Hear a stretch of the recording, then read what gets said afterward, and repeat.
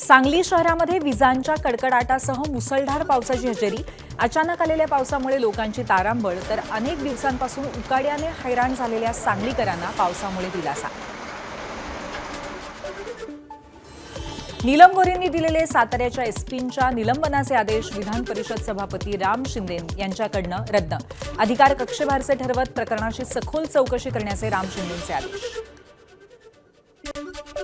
देशात पेट्रोल डिझेलचा तुटवडा नसून सध्या सरकार पीएनजी जोडणीला प्राधान्य देत आहे। पेट्रोलियम मंत्रालयाची माहिती। तर पेट्रोल पंपांवरती रांगा लागल्या असूनही केंद्र सरकारकडनं सर्व आलबेल दाखवण्याचा प्रयत्न। सामनातनं केंद्र सरकारवर टीका।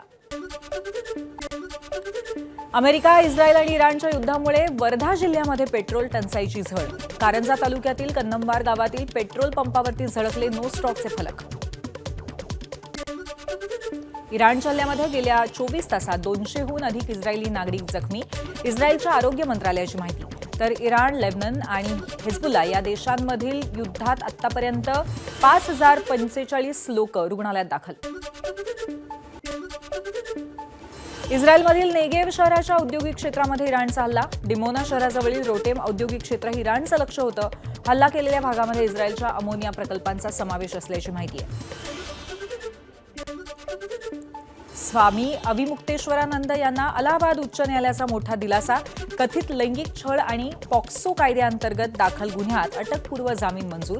तसंच दोषारोपपत्र दाखल होईपर्यंत अटक करू नका, न्यायालयाचे आदेश। OnePlus इंडियाचे मुख्य कार्यकारी अधिकारी रॉबिन लिऊ यांचा राजीनामा। चीनमधील स्मार्टफोन कंपनीच्या जागतिक व्यवसायात सुरू असलेल्या पुनर्रचनेच्या पार्श्वभूमीवर निर्णय। दिल्ली कॅपिटल्सच्या बेन डकेटने घेतली आयपीएलमधून माघार। कसोटी कारकिर्दीवरती लक्ष केंद्रित करण्यासाठी डकेटचा निर्णय। तर शेवटच्या क्षणी माघार घेतल्यामुळे बेन डकेटवर 2 वर्षांची बंदी लागण्याची शक्यता आहे। उत्तर प्रदेशातल्या वृंदावन शहरामध्ये क्रिकेटर कुलदीप यादवनं पत्नी वंशिकासोबत घेतलं बांके बिहारींचं दर्शन। पूजेनंतर पुजाऱ्याकडनं प्रसाद म्हणून कुलदीपला वॉल हँगिंग आणि वंशिकाला मोरपीस लावलेली बासरी भेट। एबीपी माझा, उघडा डोळे बघा नीट।